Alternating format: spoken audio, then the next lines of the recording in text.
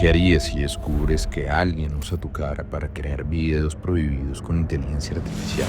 Ana y Sofía vivieron esta pesadilla en su propio colegio, enfrentando no solo al agresor, sino al silencio cómplice de sus profesores y la inacción de la justicia. Hoy revelan la verdad detrás de ese ataque digital para que ninguna otra mujer sea silenciada. Una historia que necesitas escuchar. Vamos pa' eso. Vamos para eso.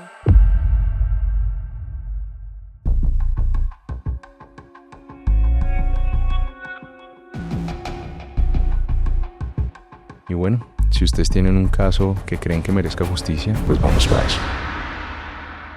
Bueno, bienvenidos todos a su podcast Vamos pa' eso, el único podcast en Latinoamérica donde confluye el true crime, el empoderamiento legal y el empoderamiento personal. El día de hoy traemos la historia de dos mujeres colombianas que lastimosamente han sido víctimas de diferentes presuntos delitos con una particularidad, y es que estos han sido generados a través de inteligencia artificial. La idea del capítulo de hoy es que no solamente ellas nos cuenten su historia y entregarles a ellas las herramientas legales necesarias para poder combatir este flagelo, sino que también ustedes puedan aprender desde su casa o desde donde nos vayan a ver qué herramientas legales pueden llegar a tener. Pero para contar su historia, acá están Ana y Sofía. Bienvenidas a Vamos Pa' Eso. ¿Cómo están? Bien, Juanjo, muchas gracias. Primero agradecerles por invitarnos aquí, por darnos la oportunidad de contar nuestra historia, porque nos parece muy importante. Y aparte que en la actualidad este tema de la tecnología pues nos ha revolucionado a todos, ¿no? Entonces queremos como darle las herramientas a la gente para que no pasen por esto.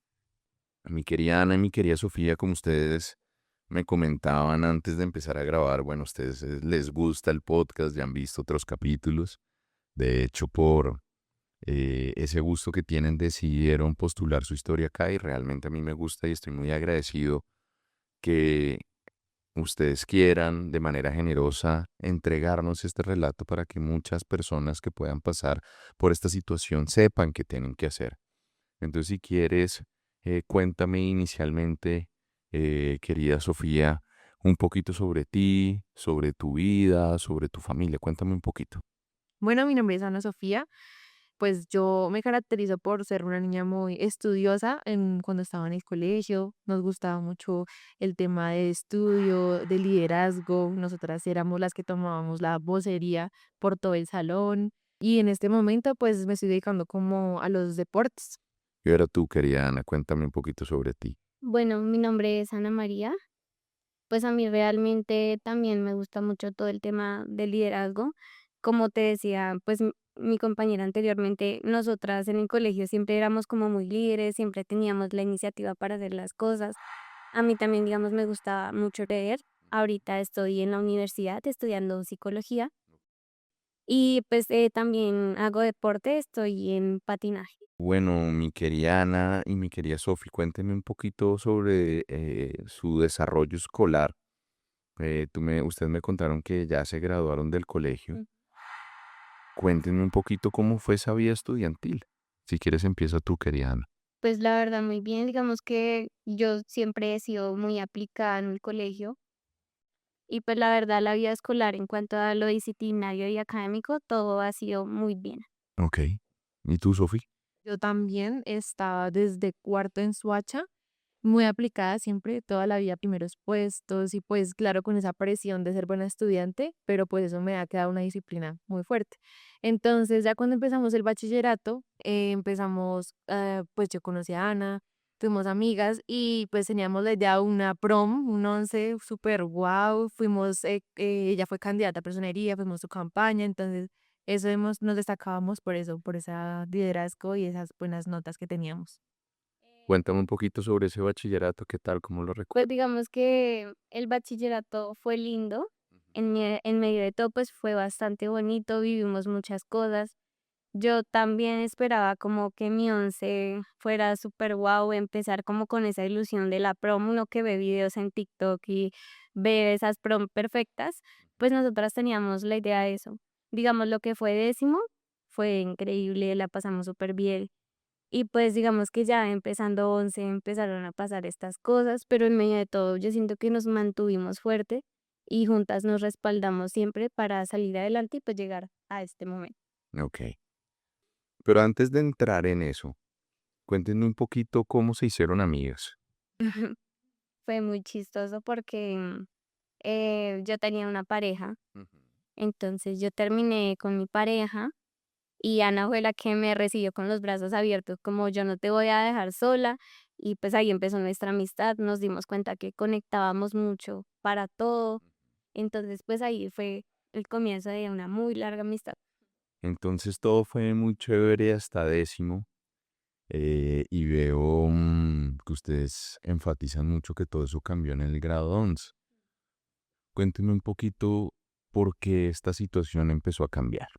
Bueno, panitas queridos, si llegaron a este momento importante del podcast, quiero pedir el favor de que se suscriban, de que nos sigan a nuestras redes para poder llegar a más personas, para que estas historias puedan conocerse por muchísima más gente y que podamos hacer mejores procesos investigativos. Continuemos con la historia.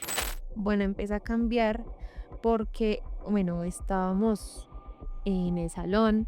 Entonces, desde unas semanas antes, bueno, empezamos el colegio, unas semanas después, empieza pues un compañero de la misma edad de nosotras a tener como unos acercamientos físicos muy incómodos, casi que invadía nuestro espacio personal y nosotros lo conocíamos desde pequeños, entonces siempre lo tomamos como, no, pues no pasa nada.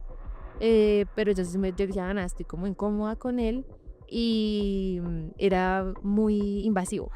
Entonces esas situaciones siguieron pasando, yo le conté a mi mamá como pues deja el muchacho ahí. Ya llega pues un día donde ya todo se cae y entendemos por qué este muchacho estaba teniendo esas actitudes con nosotras y con varias compañeras.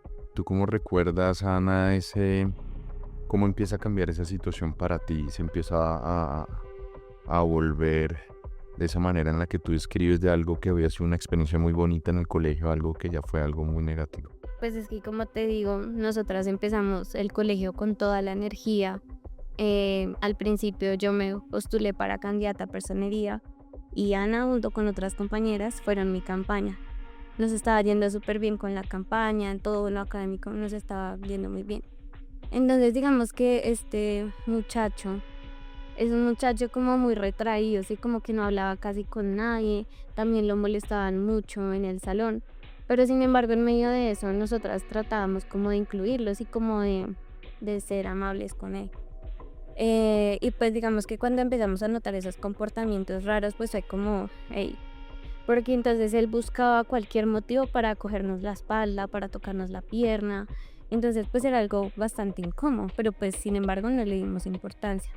Aquí cabe aclarar algo importante para mí, y es que en el salón se decía mucho que él veía mucha pornografía. Ujú. Entonces nosotras no lo habíamos visto, pero sin embargo sí escuchábamos que él veía pues este contenido y que además de eso también veía muchos videos de pedofilia, como gente, como hacían diferentes cosas. Como te digo, nosotras éramos ajenas a la situación porque no habíamos visto, pero pues sí se escuchaba mucho, porque él era como que le daba su celular a todo el mundo y la gente veía esas cosas. Entonces digamos que pues ya llegó el día donde nos dimos cuenta de todo, donde abrimos los ojos y pues ahí empezamos a conectar muchas cosas y nos dimos cuenta pues de todo esto que estaba pasando en ese momento. ¿Qué pasó, Sofi, después como de estos primeros acercamientos y ese tipo de tocamientos que él realizó en contra de ustedes? ¿Cómo evolucionó la situación? Bueno, llega el día 20 de marzo, desde el 25, el colegio tenía una salida, entonces habían cupos limitados, entonces Ana y yo vamos a la salida. Entonces teníamos que llenar unos formatos donde poníamos nuestros datos, etc.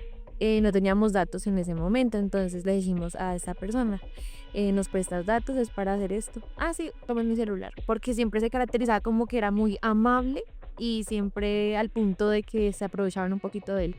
Entonces nosotras le pedimos el favor pero no teníamos señal en el salón que estaba en el cuarto piso. Entonces le dijimos, oye, ¿podemos bajar al primer piso con tu celular? Sí, no importa, tome, lléveselo. Entonces estábamos en el primer piso, pues yo tenía el celular. Entonces Ana y yo estábamos llenando el formulario, se apagan los datos. Entonces le dije, Ana me dijo, préndelo y miramos cómo los prendemos.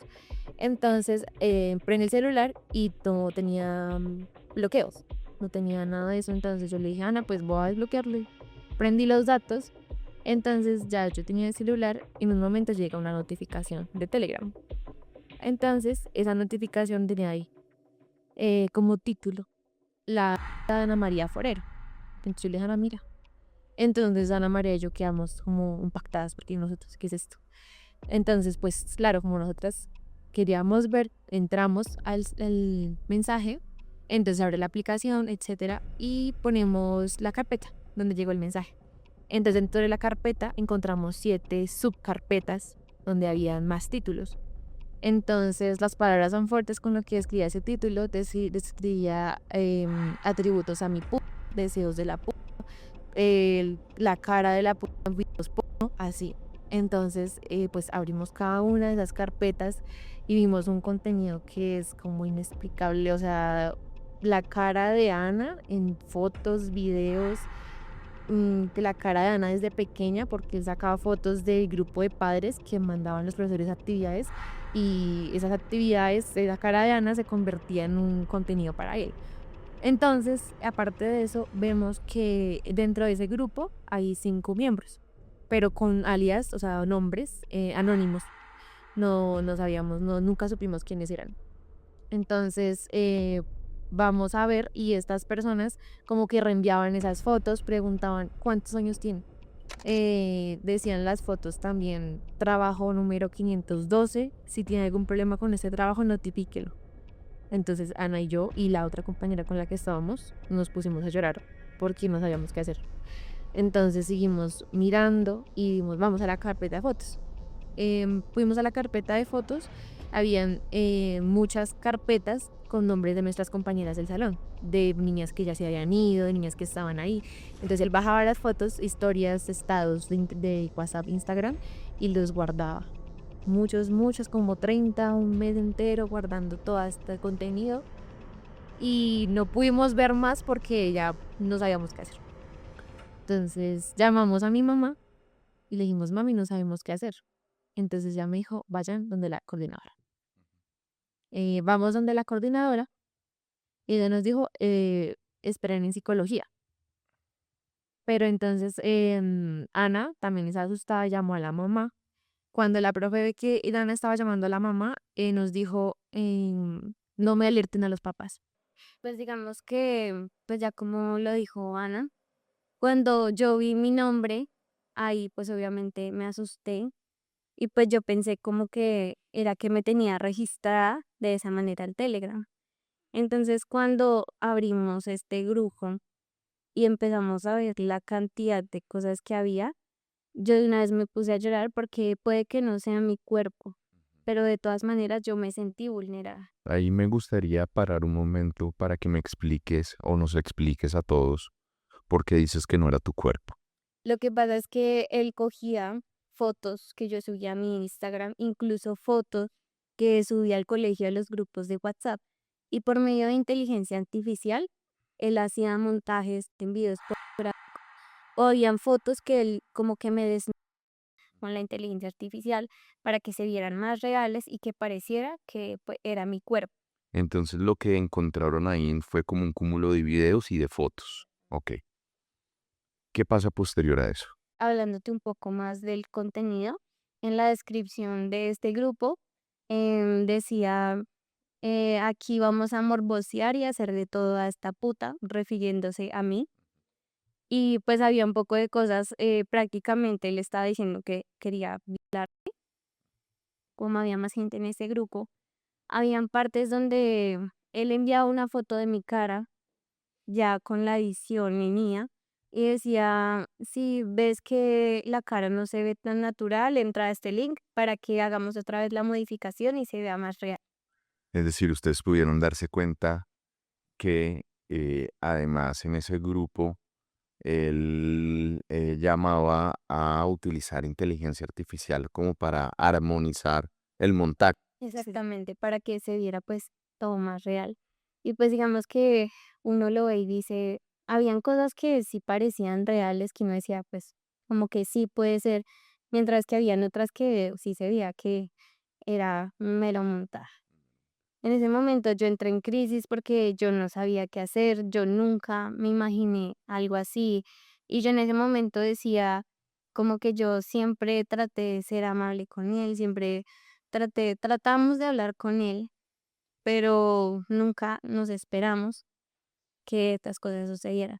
Además, él me tomaba fotos de sola en el colegio, o sea, como que yo estaba desprevenida y él me tomaba fotos y yo nunca me di cuenta de eso. Ok. ¿Por qué te diste cuenta de eso? No me di cuenta sino hasta que vi ahí en esa carpeta que habían fotos y yo dije, pero ¿en qué momento? Pues fue algo muy horrible. Yo en lo único que pensé fue en llamar a mi mamá a contarle. Entonces, claro, yo estaba llorando, estaba mami, yo ni podía hablar con ella. Antes de seguir, querida Ana, Sophie nos dijo, es el mismo grupo, ¿no? De 6 personas, 5 personas adicionales, Eran 5 incluyéndolo a él. que cada uno tenía anónimos, pero que él, y déjame claridad sobre algo, él vendía, él ofrecía, él había algún tipo de transacción comercial con esa información. Y es que eso no lo llegamos a ver como tal, porque como que en ese momento, como entramos tanto en crisis, pues no nos pusimos ahí a mirar todo, pero pues digamos que la gente sí decía como, buen trabajo, ¿cuál es su edad real? Bueno, encontré un error en esta foto, quiero que la hagas más real. Pues entonces yo en ese momento llamé a mi mamá y cuando ella vio que yo llamé a mi mamá, se puso brava, Cuando dices ella, ¿quién es? la rectora. La rectora. Sí, o sea, ahí lo que contaba Ana, que estábamos en la oficina de psicología porque la coordinadora le estaba mostrando toda a la rectora. Ustedes van primero entonces donde la coordinadora. Sí, porque pues sabíamos que teníamos que seguir un conducto regular, que era primero pues ir a coordinación. Cuando le mostramos a la coordinadora, pues ella nos dijo, espérenos en psicología, en la oficina que también era en el primer piso. Pues ella fue a hablar con la rectora, con la psicóloga, les mostró. Entonces en ese momento fue que yo llamé a mi mamá. Y cuando ella ya iba a ir a hablar con nosotras, pues claro, ahí me dijo, hágame el favor y no me llame a su mamá a alarmármelas. Pero ya le habías hecho. Sí, yo ya le había dicho porque pues, Y es lo correcto, ¿cómo así? claro que sí. Además, uno en el colegio, a cuento de que uno no puede buscar a sus padres y tiene confianza con ellos para contarles de una situación tan difícil. Antes de seguir con el relato, querida Ana, y la pregunta también va para Sofi, ¿en algún momento en el colegio alguien les había hablado de cómo manejar este tipo de situaciones? No, digamos que Ana y yo éramos muy chismosas en el manual de convivencia.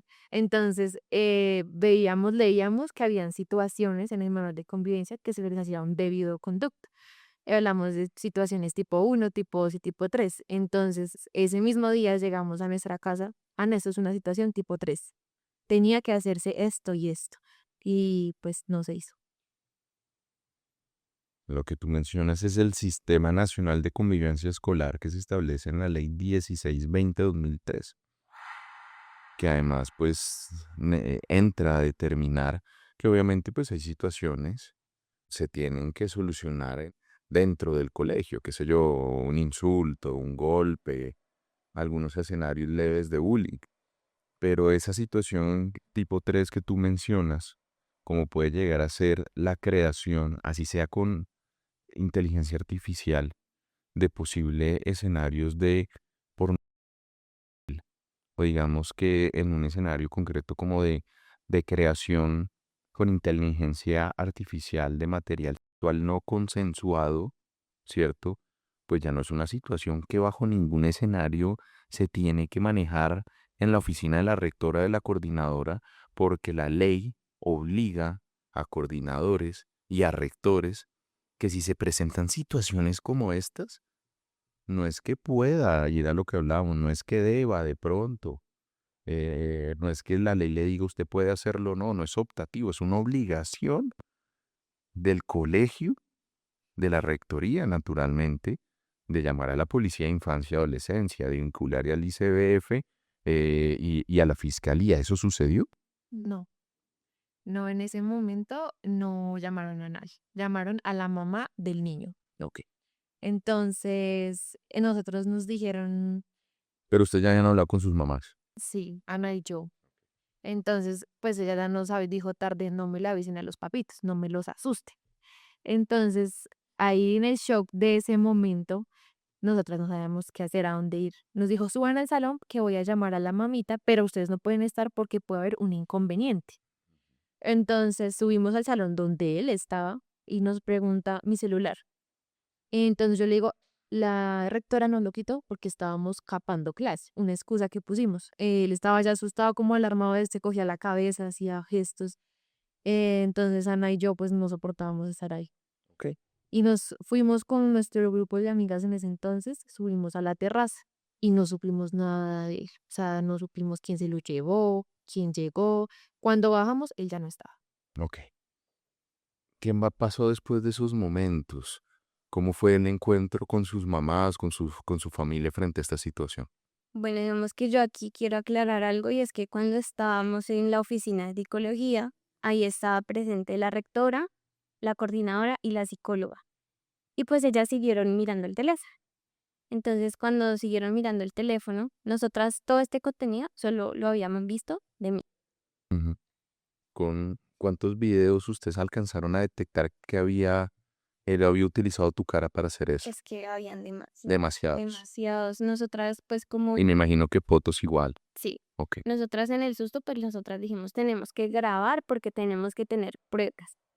Entonces, nosotras con el celular de nuestra otra compañera empezamos a grabar todo.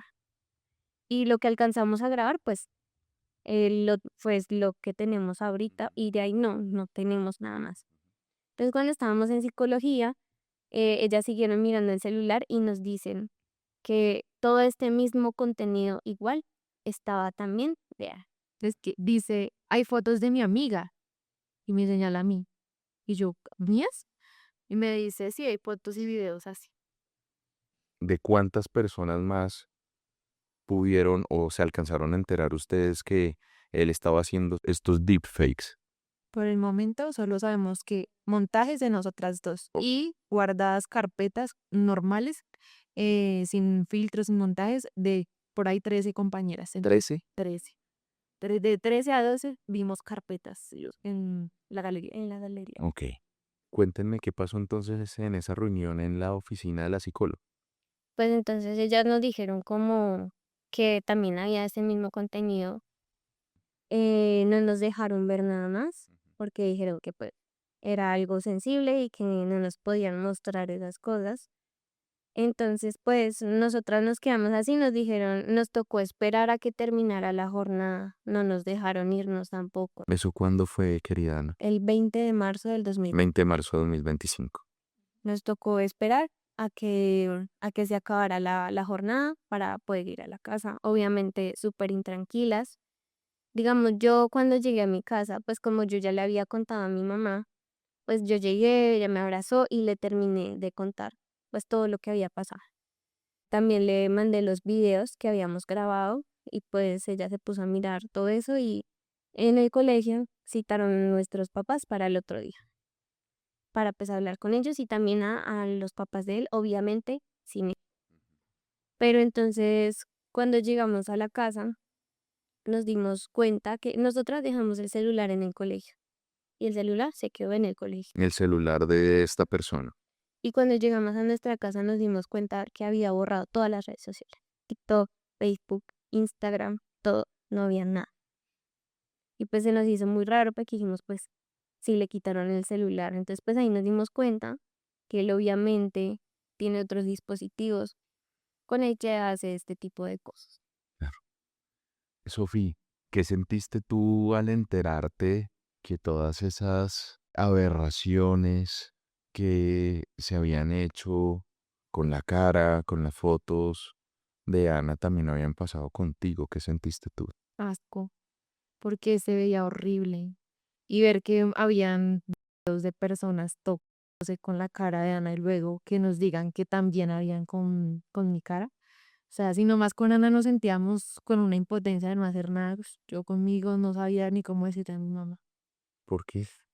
Porque, o sea, es muy sensible y entonces al principio le dije, es de Ana, pero ya cuando uno le dice a un papá que es de uno es el hijo, pues ya ellos se descontrolan, no miden ni palabras ni acciones, pero pues mi mamá me apoyó en todo momento y ese día también estaba mi papá, entonces como que hubo ese apoyo, esa unión familiar muy fuerte. ¿Sienten que ese apoyo que le brindaron sus padres hizo que la forma en la que ustedes ven y han manejado este caso ha sido diferente? Sí. ¿Les ha animado a ustedes a seguir adelante con todo este tipo de cuestiones? Sí, porque tanto Ana y yo pues crecimos con pues varias cosas en la casa, ¿no? Pero dentro de esas creo que nuestra crianza siempre ha sido una mentalidad fuerte y que hay que seguir adelante. O sea, no nos podíamos quedar, ay, pobrecitas, y les hicieron esto y ya luego somos la burla, porque luego empezó un tipo de burla hacia nosotras, pero nosotras con Ana no sigamos, no podemos bajar nuestras notas, el colegio aparte de esto y pues claro, van a haber momentos donde vayamos a llorar, vayamos a sentirnos asqueadas, pero hay que seguir. ¿Tú qué dices sobre eso, Ana? Pues digamos que a mí la forma en la que me apoyaron mis padres, y no solo mis padres, sino que toda mi familia, fue una gran columna para mí. Porque pues digamos el ver todas esas cosas, yo sentía incluso asco de mí misma, así no fuera mi cuerpo. Yo me quería bañar porque me sentía muy sucia, porque sentía como si me lo estuvieran haciendo a mí. También duré, digamos que en medio de eso, de igual forma, yo seguí yendo al colegio. Al otro día fui a mi paseo con Ana, la pasamos increíble y dijimos, no vamos a dar que esto nos derrumbe. Mm. Y fue muy difícil. Uno espera cierto apoyo de ciertas personas, como de mis compañeros del colegio, apoyo que nunca recibimos. Y es muy feo porque igual tampoco se hizo justicia y eso nos da rabia. Antes de que me puedan contar sobre ese apoyo que no recibieron, cuéntenme un poquito cómo fue esa reunión entre los papás en la rectoría, me imagino que debió ser. ¿Cómo se desarrolló eso? En psicología. En psicología. Psicología, En junto psicología. con la psicóloga. Ella le dijo a nuestros papás, reportamos el caso a una página que se llama SIUSE. Pues nosotros no sabíamos qué era eso, entonces ya medio nos explicó. Entonces llega un punto donde le hace un comentario a Ana y le dice, pero es que eso también es culpa de ustedes por publicar fotos de ustedes en redes. Entonces, pues Ana dice que los papás estaban súper sensibles. No, en ese momento no era como que se pudieran poner a pelear o decir usted cómo va a decir eso. No, ¿Quién dijo eso? la rectora. Entonces, dijo que ellos habían reportado el caso al CIUSE, que era decisión nuestra si queríamos denunciar o no. Entonces, cabe aclarar que, bueno, el papá de él estaba ahí y, claro, era asustado viendo cómo nosotros El estábamos. del papá de este señor. Sí, del muchacho. Estaba ahí viendo como todos nosotros llorábamos, estábamos ahí con nuestros papás y él estaba como pidiendo para pedir disculpas. Se acercó a Ana, dijo que él que lo disculpara, pero que no fueran a poner poner una denuncia contra el mismo. Ok. Cuando la rectora me dijo eso, que también era culpa mía de cierta manera. Y pues me dijo como esos son los riesgos que todos tenemos cuando decidimos abrir redes sociales y subir nuestra cara. A eso nos exponimos todos, decía eso. Mis papás les dio mucha rabia. Pero ¿Cómo reaccionaron frente a eso? ¿Qué dijeron ellos? pues es que ellos en el momento no le dijeron nada. Mi papá sí le dijo como dices, pero pues digamos que en medio de eso no dijeron nada más, porque pues en ese momento todos estábamos muy sensibles. Aparte, nosotras también estábamos como con el afán de que no, nuestro paseo. Entonces pues salimos pues rápido de eso. Además, ahí hay algo que es una barbaridad y es que es una revictimización gigante. Entonces, es el mismo argumento muy machista, retrógrado, metido ahí en la cantidad de prejuicios miserables que hay en la sociedad. Y es que entonces es culpa de la mujer ir con una falda o con un escote y prácticamente en el trasfondo de eso están diciendo que ustedes incentivaron que eso se generara. Cuando uno comparte información en una red social, independientemente de cuál sea, ustedes lo hacen un ejercicio de su libertad de expresión, de cómo que ustedes quieren que el mundo las vea y cómo ustedes quieren mostrarse ante el mundo. Pero hay una cuestión bastante diferente entre decir o entre hacer que uno quiera compartir una foto que se vio bonita o que le gustó o que está con sus amigas y compartirla para la comunidad que ustedes tienen en ese momento. Y hay una brecha gigantesca para venir a decir que eso es la justificación de varios presuntos delitos de los cuales ustedes fueron víctimas. Es una barbaridad revictimizante gigantesca. Es la evolución del prejuicio de decir que la mujer se buscó y que la mujer lo generó y que la mujer fue sugestiva y que entonces tratan de ponerle maquillaje a una persona que cometa delitos de carácter sexual. Es una ridiculez, me parece una barbaridad. Hablando de fotos, como tú lo estabas mencionando, nosotros en nuestro paseo desconectadas, pero con el pensamiento, vemos que todas las fotos que él tenía de Ana sin montajes habían aparecido en una amenaza que a Ana le había llegado por mensaje de una persona que no conocía, que no tenía seguidores, donde le dice, te están quemando en Telegram. Entonces, Ana nos muestra esa conversación y vemos que todo está como relacionado, tanto las fotos como la amenaza. Y entonces esta persona le dice a Ana, si no me muestras una foto de tus ahora, voy a quemarte con todos tus seguidores de Instagram. Quemarte es exponer esa información. Sí. Pero en ese momento Ana no sabía porque no tenía pruebas, no teníamos la información. Mira, Eso fue antes de que usted enteraras todo esto. Eso fue antes. Se notaba que era una cuenta falsa. Yo tengo mi cuenta de Instagram privada Ok. y siempre ha sido así. Eso es un detalle súper importante, ¿no? Me llegó una solicitud de mensaje al Instagram. Digamos que Instagram permite que envíen solo un mensaje antes de aprobar la solicitud. Entonces el primer mensaje es, te están quemando en Telegram. Y yo dije, ¿cómo? Digamos que en ese entonces estaba muy de moda algo que le decían funas swatch, funando swatch. Entonces que cogían fotos y la voy a funar porque se viste de esta manera. Entonces yo pensé que era algo así. Yo acepté la solicitud porque pues obviamente me alarmé Claro. cuando este tipo me dice que me están quemando en Telegram. Yo le digo, pero ¿cómo así? ¿Cómo así que me están quemando en Telegram?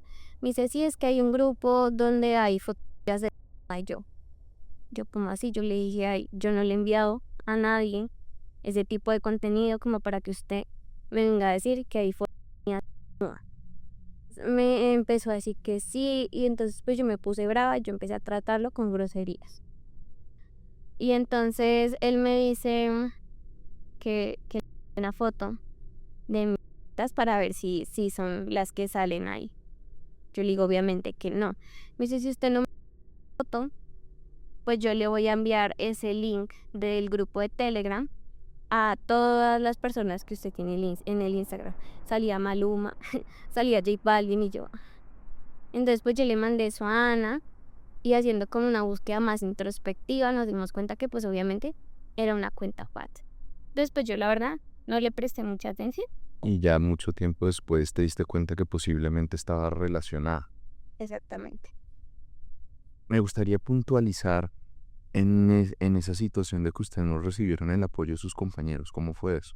Pues es que lo que pasa es que había como un voz a voz gigante, porque obviamente nos vieron llorar, hubo gente que tal vez escuchó y en ese voz a voz empezaron a decir que nosotras habíamos enviado ese contenido. La rectora y todos nos dijeron, no pueden decir nada, no le pueden contar a sus compañeros ni a nadie. Pero pues nosotras tampoco queríamos que nos vieran de esa manera. Entonces dijimos, no vamos a hablar. Entonces fue un día cerramos la puerta del salón, no había profe. Les dijimos, tenemos que hablar con ustedes, con todo el salón en general. ¿Cuántos eran? 25. 25. Les contamos, les mostramos obviamente lo que no era tan explícito porque pues les dijimos como miren pasó esto, esto y esto. Entonces al principio hubo como ese apoyo, como de que sí, nosotros entendemos, nosotros los vamos a apoyar. Pero pues como nosotras siempre nos mantuvimos fuertes en esta situación y tratamos de ocultarlo y seguir adelante con nuestras vidas, empezaron a tomarlo como burla. Empezaron a hacer comentarios, incluso decían, ay, pero si editaba bien, y, o sea, comentarios que muy fuera de lugar y que pese a que ya había pasado tiempo, nos seguía afectando. Y al final eso quedó ahí en las nubes. Nosotras recibimos todo como estas, no sé cómo explicártelo, pero nosotras nos sentimos como muy vulneradas también Totalmente. al ver que ellos ya tomaron eso de recocho. Hasta en un caso recibimos burlas de un profesor que dijo, pero si editaba bien esos videos, así estaban bien hechos, y nosotros nos acercamos a él y dijimos, pero usted no hable de lo que no sabe. ¿Qué manejo o qué decisión tomó el colegio en su momento frente a esta persona? Ese día llamaron a la mamá, nos dijeron váyanse porque no queremos que las vea, porque como de cierta forma va a decir, no, por culpa de esas niñas van a echar a mí. Entonces desde ese día no lo volvimos a ver. Y ya cuando empezamos a hablar con la rectora y todos nos dijeron que él iba a seguir estudiando, pero virtual. O sea, ya no iba a ir al colegio. Porque la Secretaría de Educación no permitía una desescolarización porque no le podíamos vulnerar el derecho a estudiar. ¿Qué pasa después de todo esto? ¿Ustedes decidieron iniciar alguna acción legal? Sí, en ese momento, bueno, a los 3 días, llegamos del viaje, mi mamá se comunica con la fiscalía, presenta una denuncia, presenta los poquitos datos que teníamos de él, su dirección, de su nombre y su edad.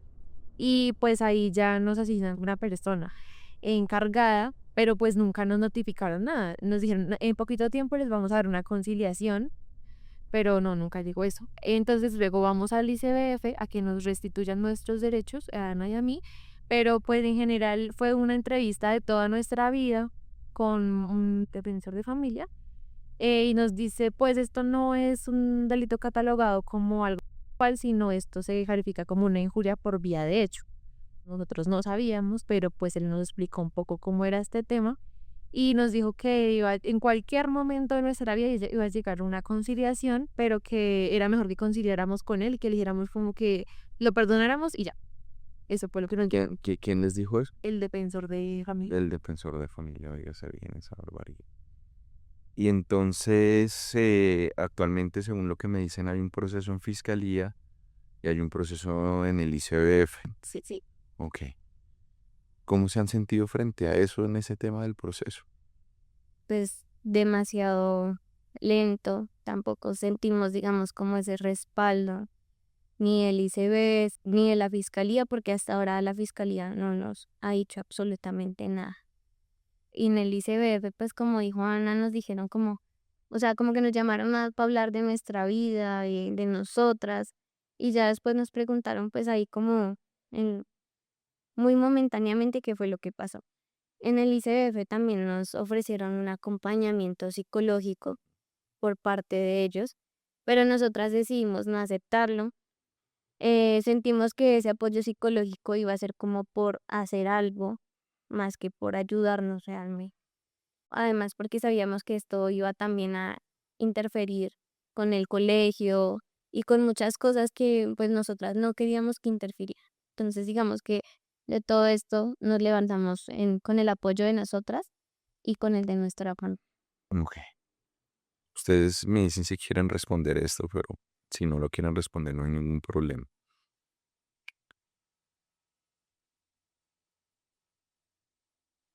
Antes de grabar, pues Sofi y Ana nos dijeron que pues no querían mencionar a su colegio, porque pues todavía hay personas, hermanos y primos estudiando allá, y pues no quieren que hayan consecuencias en contra de ellos.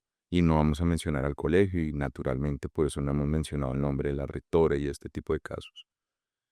Pero a mí me gustaría saber si ustedes realmente se sintieron respaldadas por el colegio. Bueno, nosotras éramos, digamos que muy cercanas a la rectora y ella también puso sensible por el caso, pero un respaldo como que el colegio te protege, no, es más un respaldo personal de la rectora por el cariño que nos tenía hacia nosotras. Pero que el nombre del colegio se pusiera a decir, respaldamos a estas niñas porque fueron víctimas de esto, no. Sí siento que fue como un respaldo más personal, pero sin embargo habían comentarios que ella hacía como, no, es que tienes que entenderlo. Digamos que ella decía que su familia, después de todo lo que pasó, empezó a atravesar un mal momento financiero. Le decía, no, es que tú tienes que entender que pobrecito, porque está pasando por un mal momento financiero, él y su familia. Yo decía, como, ¿por qué me mencionas esto? Nada tiene que ver. Fue algo relevaste para mí.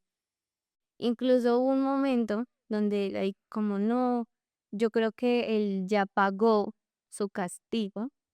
Eso fue más o menos después de las vacaciones de octubre. Y le dijo, no, él ya lleva mucho tiempo solo, él no tiene hermanos, él está solo en su casa.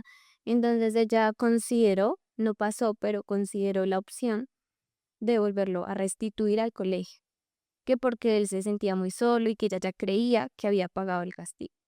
Y muchos comentarios de ese tipo, incluso se llegó a contemplar la idea de que fuera a nuestro grado.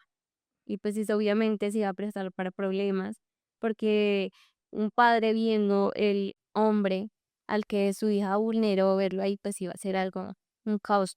En esa pregunta yo siento que pues fue un respaldo personal, pero ni tal.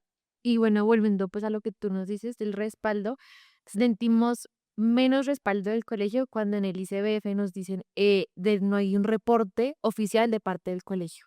Entonces, ¿qué estábamos haciendo? ¿Cuál era el respaldo que el colegio nos iba a dar? Yo creo que muchas veces en la vida uno debe tener mayor cuidado con las supuestas personas bien intencionadas que con las malintencionadas. Y ya les voy a explicar por qué. Es un fenómeno legal moderno, ¿cierto? Pues porque la irrupción de la inteligencia artificial no solamente arrancó solamente hace un par de años, sino que siempre va evolucionando de diferentes maneras. Imagínense ahorita que ya hay inteligencias artificiales generativas que hacen fotos, que hacen videos de ceros, que prácticamente han revolucionado muchísimos oficios y profesiones a tal punto que pues las personas tienen que saber cómo se adaptan y aprenden de esto o prácticamente quedan desactualizadas. Y el hecho de utilizar inteligencia artificial para hacer deepfakes, como que va desde un margen no solamente de utilizar una foto y hacer un montaje como se hacía antes en temas de contenidos sexuales, sino que realmente pues ya los deepfakes llegan a un escenario de crear, de articular, de armonizar prácticamente datos sensibles, datos personales, porque acá hay un concepto muy importante y son los datos personales que son protegidos legalmente y constitucionalmente, que es cualquier dato de ustedes, que puede ser desde su nombre, desde su teléfono, pero su cara, una imagen de su cara es un dato de ustedes, es un dato que tiene protección constitucional y que se protege por regla general con la ley de habeas data. Por eso tal vez el primer enfoque que le da la fiscalía a esto ya es cerrado, porque para mí no es un escenario de injuria por vía de hecho. La injuria es cuando yo te insulto, te profiero una ofensa. La calumnia es cuando yo a ti te acuso de haber cometido un delito falsamente. Pero pues en pocas palabras son actuaciones que violan su honor, su dignidad, su honra, su buen nombre, como derechos también que tienen ustedes. Pero si ustedes se dan cuenta, esto va mucho más allá. Y no es cierto lo que dice la rectora, que primero porque ella no es juez de nada, ella no es fiscal de nada, ella no tiene la posibilidad ni tiene la obligación.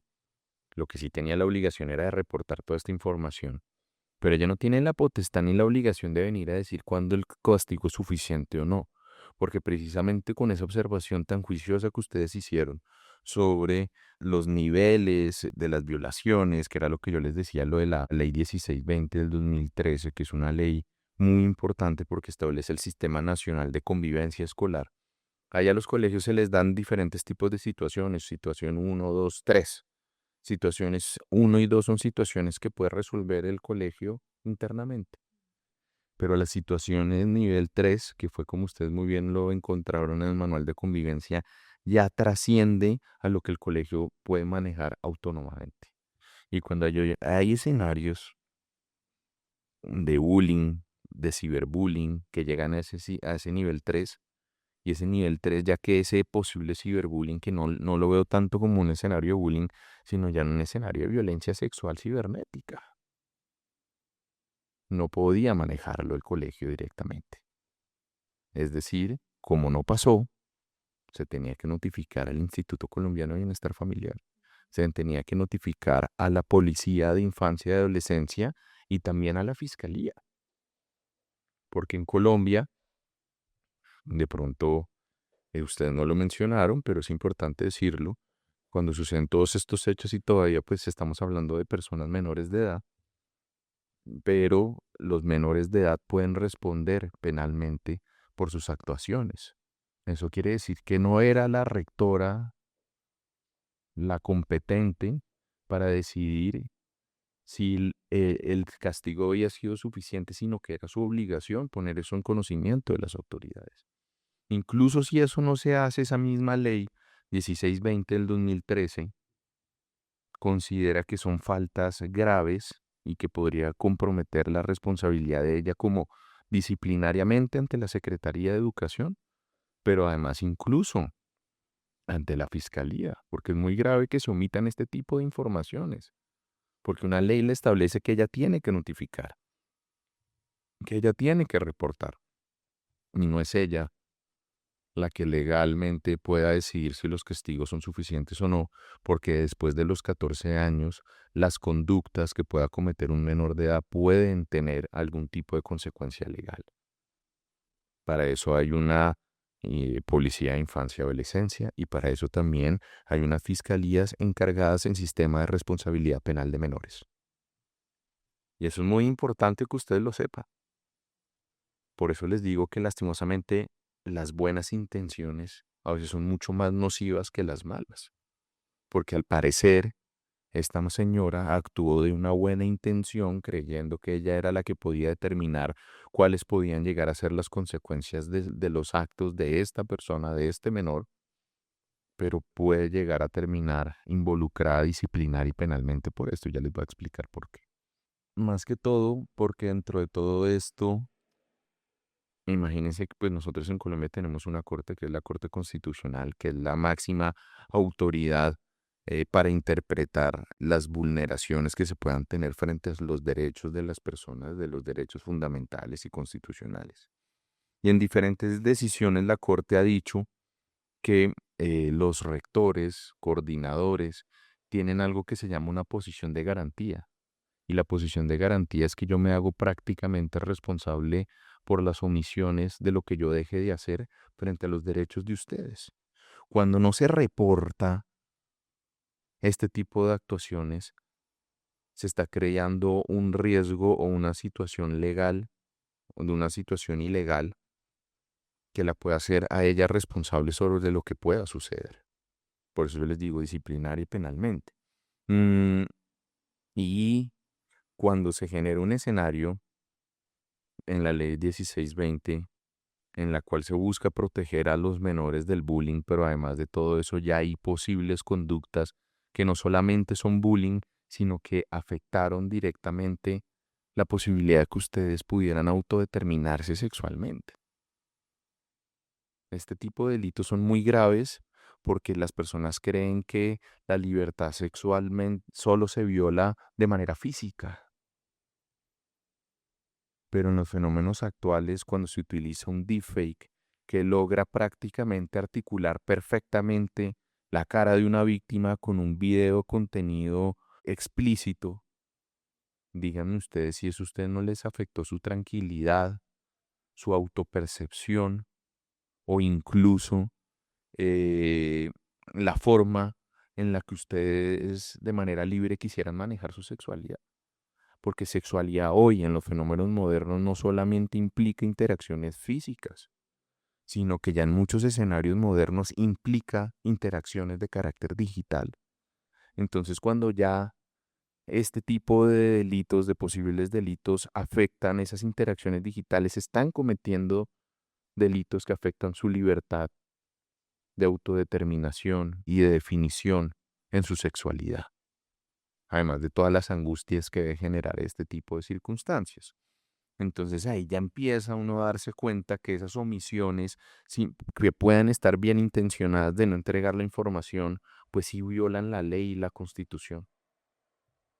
Entonces, de un lado, no es solamente entrar a analizar que esta persona, al ser mayor de 14 años y al parecer mayor de 16 años cuando suceden estas cosas, ya tiene para la ley colombiana la posibilidad de ser investigado por una fiscalía y era algo que tenía que haber reportado directamente el colegio en ustedes.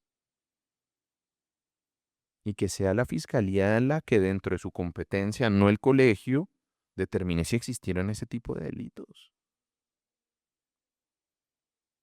Pero entonces no solamente eso, sino que si la fiscalía cree que tiene pruebas suficientes, lo lleva a este menor a un juicio ante un juez con unas garantías especiales. Y ya vamos a hablar de eso. Porque en Colombia la Constitución y las leyes consideran que una persona entre 14 y 18 años, miren que la ley diferencia entre 14 y 16 y 16 y 18, pero una persona en este rango pues no tiene madura su cabeza, pues su cerebro, digámoslo de esa manera. Es una persona inmadura y no se le puede hacer el mismo reproche a un mayor de edad que a un menor de edad. Pero eso no quiere decir que los actos que violen derechos de terceros no puedan ser investigados y sancionados si es mayor de 14 años. No era una decisión de la rectora, eso es una decisión de las autoridades. ¿Listo?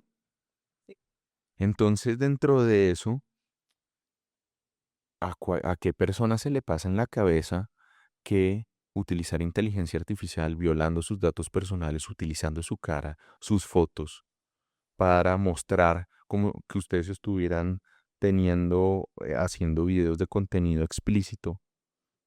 Es una violación a la honra y al honor, va mucho más allá, muchísimo más allá.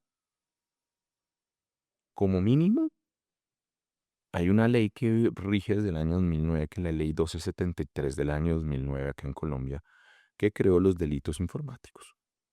En los delitos informáticos, en nuestro Código Penal, que es la ley 599 del año 2000, se creó el artículo 269F que se llama violación de datos personales. Mire que ya ni siquiera estamos hablando de contenido sexual. ¿M? La violación de datos personales persigue una persona que compile, que sustraiga o que simplemente haya cogido sus fotos y las haya utilizado para el beneficio suyo o de un tercero sin ningún tipo de autorización. El hecho, en mi criterio, de que una persona coja una foto y la monte en un video y la venda o la utilice para que otra persona, para que sea transmitida en redes, ya se genera el delito de violación de datos personales. Recolectar, tratar, utilizar imágenes faciales de una persona, llámese estudiante o no, sin ese consentimiento. Y además que tiene un agravante y es que se utiliza en inteligencia artificial con fines denigrantes.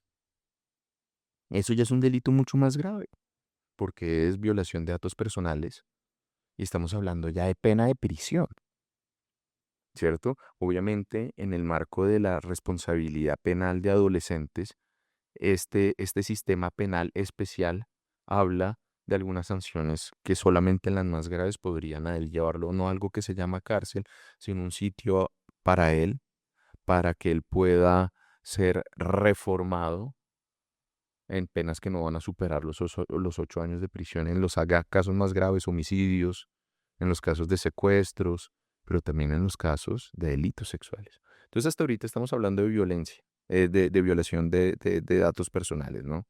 Frente a esos, pues él tendría unas sanciones restaurativas, pero podría llegar a tener una sanción penal. Y eso será algo, insisto, que no tenía por qué definir la rectora ni el colegio, porque a todas luces eso excede su competencia y el hecho de no reportarlo viola la ley y puede comprometer su responsabilidad. Pero miren que aquí hay algo muy grave para mí y es el artículo 219A de nuestro Código Penal, que habla del delito que es pornografía con menores de 18 años. Es un delito grave. Es un delito grave que puede llevar a penas de más de 15 años de prisión, pero que ya estamos hablando de un delito. Cuando una persona trata de vender información, en este caso videos, con inteligencia artificial, donde se le pone la cara de una persona a eso, con el agravante de algo que tú me decías que es muy importante para el caso y es que al parecer estos 5 o 6 miembros anónimos de ese grupo de WhatsApp, de Telegram, preguntaban la edad y él la verificaba, ya se puede decir que se está generando ese tipo de contenido explícito, ilegal en Colombia. Y no solamente en Colombia, en muchos lugares de Latinoamérica y en el mundo. Porque al parecer, según la información inicial, pues al parecer esto existen unas redes de tráfico de este tipo de información de pedófilos, ¿cierto? Esto genera unas consecuencias mucho más graves, no solamente para este menor de edad que estaba incluso en esto, porque ya podríamos hablar de que al que existir este tipo de delitos, él ya podría tener una pena de internamiento en un lugar de reformación, si se puede decir de esa manera. Entonces ya no solamente lo que les estaba diciendo de que era una afectación a su honra y a su honor, porque dentro del derecho penal también los delitos, como en muchas cosas, se clasifican en muchos grupos diferentes, ¿no? Pero tal vez una de las clasificaciones que tiene el Código Penal son los delitos querellables y los delitos de investigación oficiosa. Los delitos querellables, digamos que pueden ser los delitos menos graves del Código Penal, como la injuria y como la injuria por vía de hecho. La injuria entonces es cuando yo te insulto a ti. La injuria por vía de hecho es cuando a través de un hecho yo violo tu dignidad, tu honra, tu buen nombre. Pero ese tratamiento que tiene la injuria por vía de hecho es de las consecuencias menos graves de todo el Código Penal, hasta tal punto que sea la víctima la que tiene que presentar la denuncia. Y es ahí donde hay un gran problema con todo. La rectora conoció la posibilidad de existencia de delitos de creación de contenido explícito con los datos personales de sus alumnas. Ella tenía que haberlo denunciado, porque ese delito ya es un delito que la ley considera que es más grave y cualquier persona que tenga conocimiento de ese delito lo tiene que denunciar. Y eso se articula con la ley 16 que les mencioné ahorita, y esa ley 1620 le establece una obligación adicional. Entonces, por eso les digo, ella puede estar obrando supuestamente muy bien intencionada, pero detrás de esto hay una cantidad de errores y omisiones que incluso llevan a ustedes y a presentar un caso no de la manera como se tenía que presentar y dentro de esa ignorancia creer que esto era un caso simplemente que se tenía que manejar internamente dentro de ese colegio cuando no debió ser así y cuando no tiene por qué ser así. ¿Listo? Imagínense que a cualquier mayor de edad que lo genere, que lo cometa, lo puede llevar hasta 20 años a la cárcel. 20 años. Entonces no estamos hablando de un delito cualquiera. Donde esto lo hubiera hecho ese muchacho con 18 años y un día, ya el régimen cambia por completo.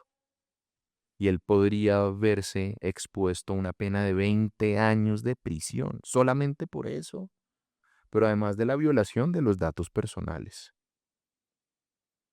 Porque es que ese delito, en pocas palabras, le dice el que produzca, filme, grabe, fotografíe, divulgue, ofrezca, venda, compre, posea, porte, almacene, transmita o exhiba por cualquier medio para uso personal, intercambio, representaciones reales de actividad sexual que involucre un menor de 18 años.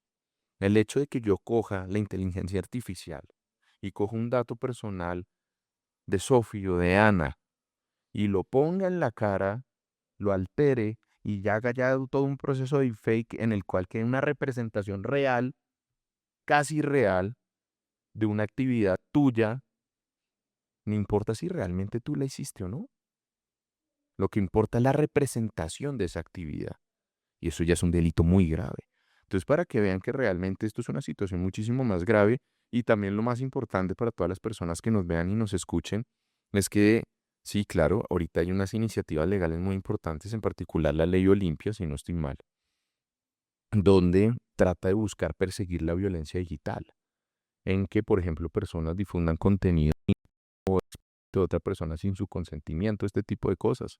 Claro que entraría ahí, pero yo como abogado también estoy en la obligación de decirles, podemos construir de una manera juiciosa, no más compleja, de una manera juiciosa, un caso mucho más robusto sin la ignorancia de creer que se necesita una ley para perseguir esto, porque ya dentro de las leyes actuales yo creo que hay soluciones para eso.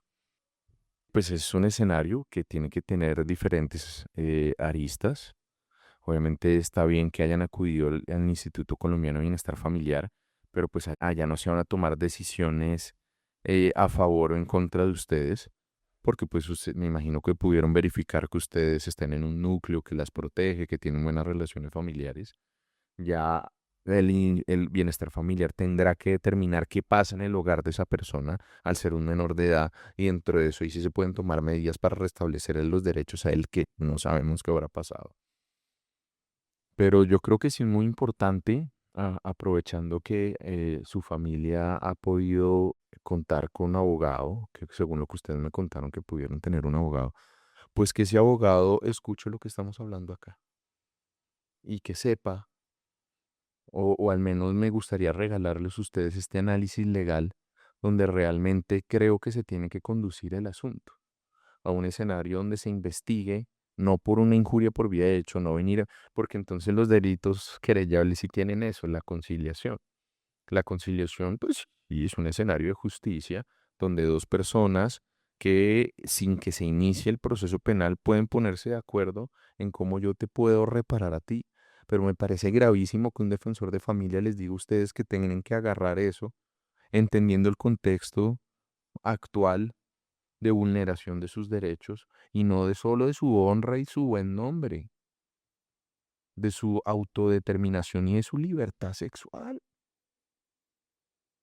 de sus datos personales. Ese es el debate más grave ahí. Claro que detrás de eso también viene una violación de su honra y su buen nombre, pero no se limita a eso y no es el aspecto más importante del caso. Entonces quiero que se lleven esto como un regalo que les quiero hacer a ustedes, este enfoque legal que les estoy diciendo. Porque sí es importante llamar las cosas por su nombre. Y ustedes acá tienen el derecho de pedirle a esa fiscalía que va a analizar esas conductas realizadas por ese menor que investigue las cosas como son. ¿Listo? Entonces, muy importante, quiero que se lleven este análisis legal frente a eso. Ustedes también tienen un derecho que es la ley de habeas data, que es una ley que precisamente protege los datos personales. Normalmente las personas creen que los datos personales solamente están para llamar al banco y decir que no le mamen gallo más aún y que lo dejen de llamar, que también son datos personales, tu celular, tu dirección, pero tu imagen, tus fotos, tus videos son datos personales protegidos por la Constitución y la ley. Y es claro que ustedes entiendan lo más importante de todo, que no es como les decía la rectora, que esto es culpa de ustedes por subir fotos. Porque además miren que incluso si ustedes tuvieran fotos en una cuenta abierta al público, eso no implica ni justifica que una persona las manipule para hacerlas pasar como si estuviera como contenido explícito, ¿cierto? Eso llevaría a la justificación de que a cualquier persona le pueden crear contenido explícito y lo revictimizan diciendo que es culpa de él, es una ridiculez. Pero miren que el hecho de que ustedes tuvieran sus cuentas privadas, eso para la ley colombiana es muy importante.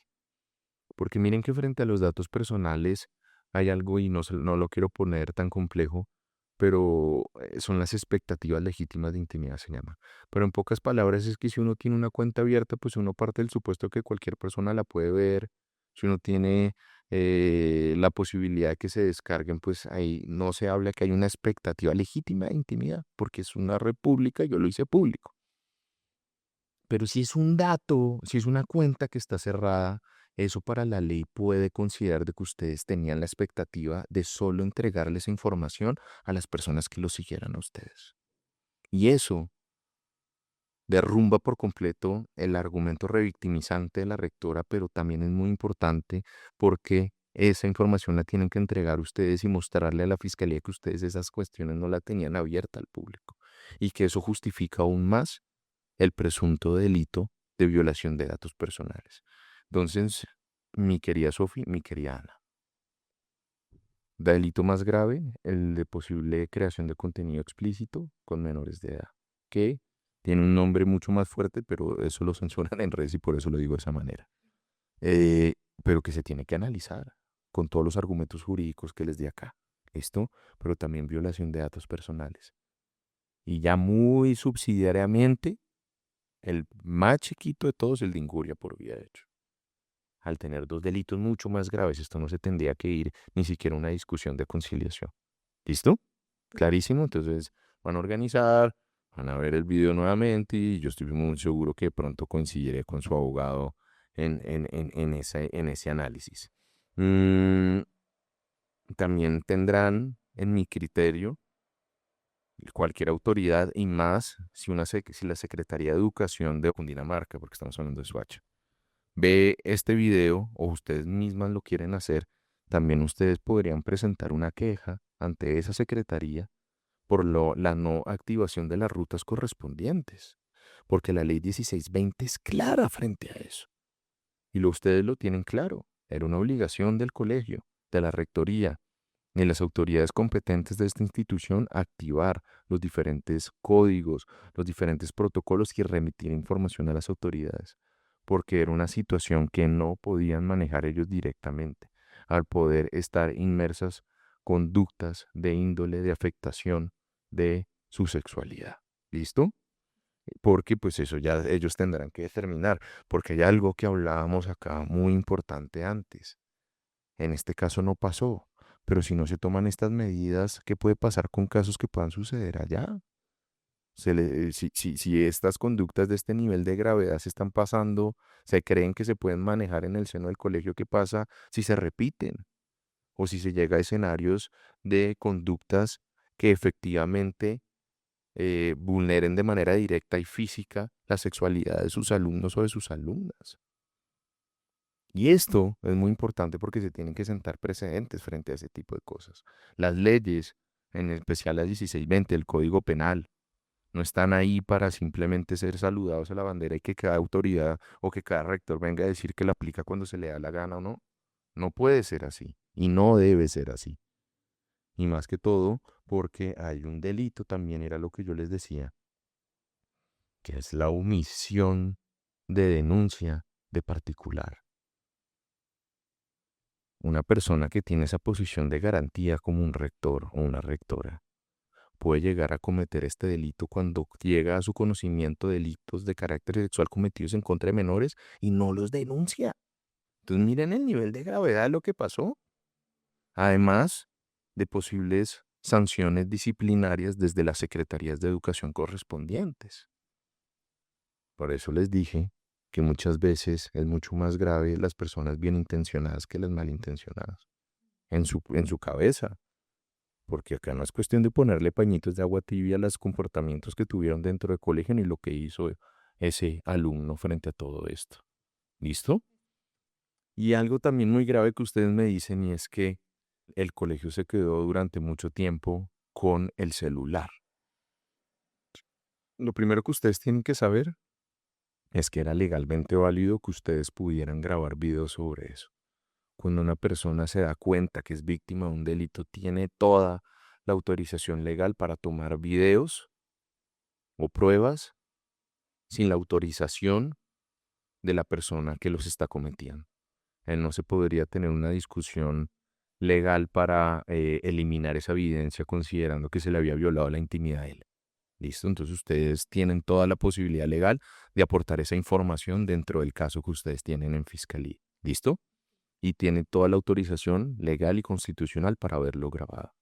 El problema obviamente es que el colegio no tenía ninguna potestad legal para, primero, guardar esa información, para retener ese celular. El protocolo era, como era una situación tipo 3, haber notificado directamente a Policía de Infancia y Adolescencia. Y la Policía de Infancia y Adolescencia sabe legalmente qué es lo que tienen que hacer en estos casos, y como meritaba gravedad de notificar directamente a la Fiscalía, pues ahí la Fiscalía era la que tenía que haber guardado ese celular en las condiciones para hacer prueba. No el rector, no el colegio. Entonces eso se genera aún mayor, o sea, ¿sí se dan cuenta? Eso es aún peor sobre la actuación del colegio, porque esa era la principal prueba. Me dicen ustedes que se lo entregaron otra vez a esta persona o no. Entonces ahora, pues menos mal tiene el video, porque presuntamente pues la gran mayoría de las pruebas pueden haber sido eliminadas. Posibles pruebas de presuntamente una red que se encargaba de recibir contenido explícito de menores de edad. Pero el hecho que ustedes tengan el video funciona, y eso, si ustedes toman la decisión de poner una queja contra la Secretaría de Educación, que creo que es algo que deberían hacer, en que están a tiempo, también deberían exponer esa situación, y también deberían exponer esa situación a la Fiscalía. Me decían ustedes también que les dijeron que esas pruebas no podían ser pruebas porque habían sido alteradas. Que estaban contaminadas. Ah, bueno. Eso también es paja. Porque miren que también, al igual que existe una Corte Constitucional, pues hay una corte que es la Corte Suprema de Justicia, en una sala que se llama la Sala de lo Penal, que es la que interpreta todo lo de los delitos y toda esta vaina, de los procedimientos criminales y eso. Y esa misma corte en muchos escenarios ha dicho que la supuesta contaminación de esas pruebas no implica que se tengan que sacar del proceso, sino que pueden llegar a afectar la forma en la que se valoren. Entonces, paja también, ¿listo? Para que también se vayan informados con eso, ¿listo? ¿Tiene alguna duda, alguna pregunta, algún comentario sobre lo que les acabo de explicar? Pues digamos, aparte de la queja a la Secretaría de forma, digamos, de la Fiscalía, ¿qué podemos hacer? ¿Cuál es el siguiente paso? Yo creería precisamente lo que te decía, de organizar con tu abogado todos estos argumentos como idea de obviamente ya ser autónomo en determinar si ya se hace o no, pero pues obviamente son argumentos en los que hay que pelear porque pues lastimosamente la Fiscalía en algunos casos no se encarga de representar las víctimas como debería ser, y trata de tramitar esto de las maneras más sencillas, a veces mediocres, para hacer menor trabajo, esa es la realidad, o para no hacer nada. Pero ya gracias a Dios tienen la fortuna, el privilegio de tener un abogado, entonces hay que lucharlo y guerrearlo. Y pedir el acompañamiento de un delegado del Ministerio Público, es decir, de la Procuraduría, de una agencia especial, y además de todo eso, de que ustedes vayan, de que su abogado ponga en conocimiento de esta situación a la coordinación de esa unidad de la Fiscalía, y paralelamente hacerlo de la Secretaría de Educación, creería yo que es lo que hay que hacer. ¿Listo? Muchas gracias, mi querida Ana. Muchas gracias, mi querida Sofi, por venir a Vamos Pa' Eso. Gracias por querer contar su historia.